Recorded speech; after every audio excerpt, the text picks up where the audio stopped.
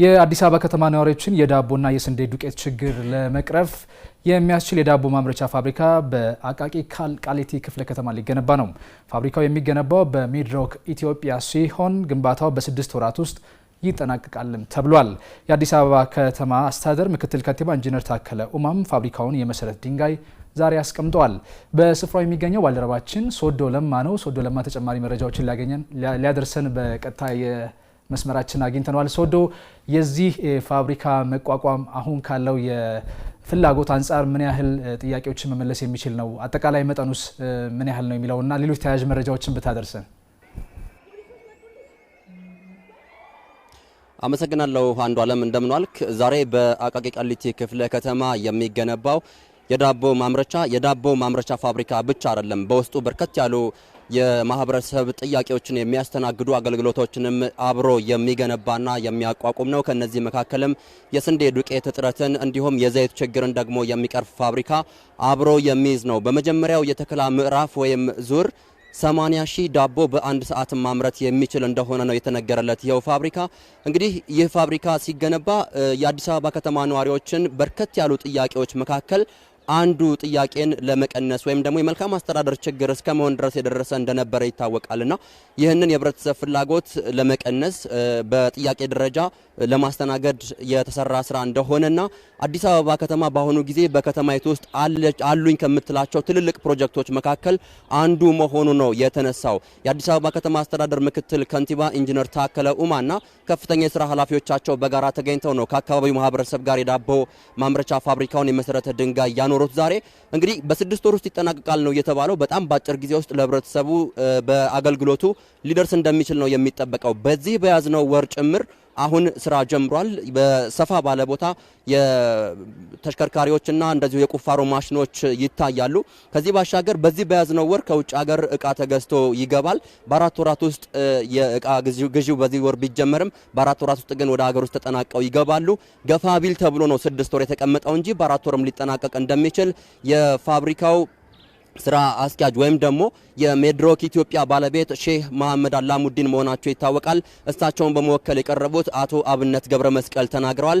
ከዚህም ባሻገር ደግሞ በሜድሮክ ኢትዮጵያ የሆራይዘን ፕላንቴሽን ስራ አስኪያጅ አቶ ጀማል አህመድ በመድረኩ እንደተናገሩት ወይም ደግሞ እንዳስታወቁት ከሆነ ይህ የአዲስ አበባ ከተማ ነዋሪዎች የዕለት ተዕለት ፍላጎት ለማስተናገድ የሚያስችል ትልቅ ፋብሪካ ነው።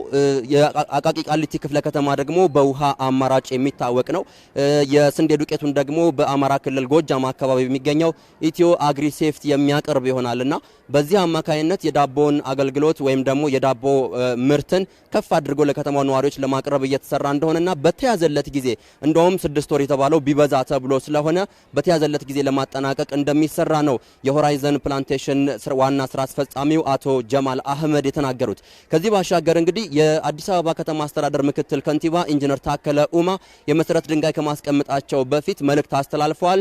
ይህንን የሜድሮክ ኢትዮጵያን ባለቤት የሼህ መሐመድ አላሙዲንን ትልቅ የከተማ አስተዋጽኦ መስክረዋል። ሼሁ ከዚህ ቀደምም በከተማ አስተዳደሩ ለተለያዩ ልማቶች የተሰጣቸው ቦታዎች ነበሩ። እነዚህ ቦታዎችን መልሰው ለማህበረሰቡ አገልግሎትና ለከተማው ልማት መልቀቃቸውንም እንዲሁ ምክትል ከንቲባው አመስግነዋል። ሼህ መሐመድ አላሙዲን ቀድሞም ሆነ አሁን ከከተማይቱ እንዲሁም ከኢትዮጵያ ህብረተሰብ ጎን መሆናቸውንም እንዲሁ መስክረዋል። በዚህ ደረጃም የከተማ አስተዳደሩ በሌሎች ጥያቄዎችም ጭምር አሁንም ከጎናቸው መሆኑን ገልጸዋል። ለዚህ ለሚገነባው ፋብሪካም ከተማ አስተዳደሩ የተጠየቀውን ሁሉ በአጭር ጊዜ እንደሚያሳካ ነው ምክትል ከንቲባው የተናገሩት። ከዚህ ባሻገር እንግዲህ አንዱ አለም አሁን ይህ የዳቦ ማምረቻ ፋብሪካ የሚሆነው ቦታ የትንባሆ ማምረቻ ፋብሪካ ነበረ ወይም የትንባሆ ፋብሪካ ድርጅት ቦታ ነበርና እንዲሁ የትንባሆ ፋብሪካንም አመስግነዋል ምክትል ከንቲባው። እንግዲህ ቦታው ደግሞ ከትንባሆ ፋብሪካነት ወደ ዳቦ ፋብሪካነት ተቀይሮ እንመለከተዋለን ማለት ነው ከ6 ወራት በኋላ። ምክትል ከንቲባው የዳቦንም ስያሜ እንዲያወጡ ተጋብዘው ነበረ። በዚህም ሸገር ዳቦ የሚል ስያሜ ይዞ ቢወጣ ደስ እንደሚላቸውና ስያሜውም ሸገር ዳቦ እንዲሆን ያላቸውን አስተያየት ሰጥተዋል። አካባቢው ላይም እንደዚሁ የሸገር ስያሜ ያላቸው ሌሎች ተቋማትም ከመኖራቸው ጋር ተያይዞ ጥሩ ፈገግታ የፈጠረ ነበረ ይህ የስያሜ አወጣጣቸው ማለት ነው። እንግዲህ በኢትዮጵያ ደረጃ በርከት ያሉ ጥያቄዎችን በሂደት እንጂ በአንድ ጀንበር ወይም ደግሞ በአንድ ባጭር ጊዜ የሚመለስ ነገር ስለሌለ ማህበረሰቡ በእንደዚህ አይነት በፈረቃ በተለይም የሚስተናገዱ የአገልግሎት አይነቶችን በትዕግስት ከህብረተሰቡ ጋር በመሆን መንግስት ሲሰራ በማገዝ እንደዚሁ እንደ አቃቂ ቃሊቲ ክፍለ ከተማም ህብረተሰቡ ይህንን እንዲያደርግ ምክትል ከንቲባው ጠይቀዋል። የዳቦ ፋብሪካው በ6 ወራት ውስጥ ይጠናቀቃል። አሁን የመጀመሪያ ስራውን ዛሬውኑ ጭምር ጀምሯል። በመጀመሪያ ዙር በአንድ ሰዓት ውስጥ 80,000 ዳቦ ያመርታል ተብሎ ነው የሚጠበቀው።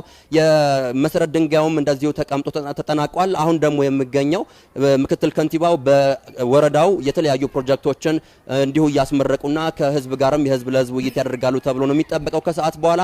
በዚህም በአቃቂ ወረዳ የሰላም ፍሬ ትምህርት ቤትን በአሁኑ ሰዓት እየጎበኙ ይገኛሉ። እንዲሁ የተለያዩ የተጠናቀቁ ግንባታዎችንም እየተመለከቱ ይገኛሉ። ወደፊትም ለመጠናቀቅ የተቃረቡ የተለያዩ የትምህርት ቤቶቹ ግንባታዎችና የተማሪዎችን እርዳታዎች በተመለከተ ባለሀብቶችን እያነጋገሩ ነው የሚገኙት። እንደዚሁም ባለሀብቶችን ትብብር ጠይቀዋል። እንግዲህ ከሰዓት በኋላም እንደዚህ አይነት መሰል የህዝብ ለህዝብ ውይይቶች ይከናወናሉ ተብሎ ይጠበቃል። አንዱ አለም በኔ በኩል ያለው መረጃ ነው።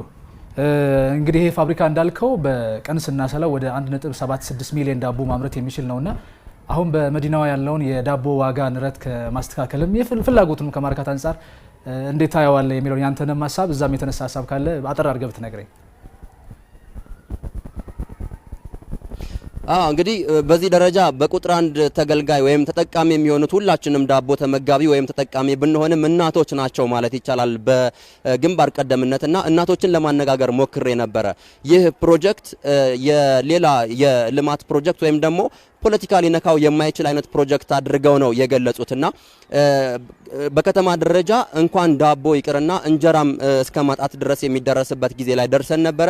አሁን ይህንን ዳቦ ለማምረት ይህንን ፕሮጀክት በመመልከታችን እውን በመሆኑ እጅግ ደስተኛ ነን ብለዋል። አንተ ደግሞ ቀደም ሲል እንደጠቀስከው በርከት ያሉ የስራ እድሎችን ይፈጥራል። እንግዲህ በአንድ ሰዓት ውስጥ 80,000 ዳቦ የሚያመርት ከሆነ ቀደም ሲል አንተ በሰራው ስሌትም ሆነ በሚያስተናግደው ወይም በሚይዘው ሰራተኛ ደረጃ እንኳን ስንመለከተው የአካባቢውና የከተማውን በርካታ ወጣቶች በስራ እድል እንደሚያሳትፍ ነው የሚጠበቀው። እንግዲህ ዳቦ በራሱ ሌላ ዳቦ ሊመግብ ወይም ደግሞ ሊፈጥር እንደሚችል ለዜጎች አሁን መመልከት እንደሚቻል ነው ከዚህ መረዳት የሚቻለው። አንዱ አለም ለአዲስ አበባ ከተማ አስተዳደር እንዲሁ ደግሞ በርከት ያሉ ተግባራቶቹ መካከል አንዱ ሆኖ የአዲስ አበባ ከተማ ካቢኔ እስካሁን ድረስ ከፈጸማቸው በርከት ያሉ ስራዎች መካከልም አንዱ ይህ መሆኑና በውጤቱም ስለ መርካታቸው ነው ኢንጂነር ታከለ ኡማ የተናገሩት። ከዚህ አኳያ የማህበረሰቡን ፍላጎት የሚያስተናግድ እንደሆነ ይታወቃል።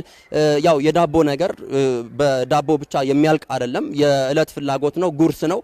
ይህንን ለማሳካት ደግሞ አሁን የተባሉትን ነገሮች በአጭር ጊዜ ውስጥ የምንመለከት ከሆነ ወይም ደግሞ በ6 ወራት ውስጥ በእውን የሚጠናቀቅ ከሆነ የዳቦ ብቻ አይደለም የዘይትንም እንዲሁ ደግሞ የስንዴ ዱቄትንም ችግር አብሮ ስለሚቀርፍ ለከተማው ነዋሪዎች የዕለት ተዕለት ፍጆታ እንዲሁ ደግሞ የኑሮ አካሄድንም ቀለል የሚያደርግ መሆኑ ነው የሚጠበቀው። እንግዲህ ሸገር ዳቦ ከ6 ወራት በኋላ በአቃቂ ቃሊቲ ክፍለ ከተማ የምንጠብቀው ነው የሚሆነው።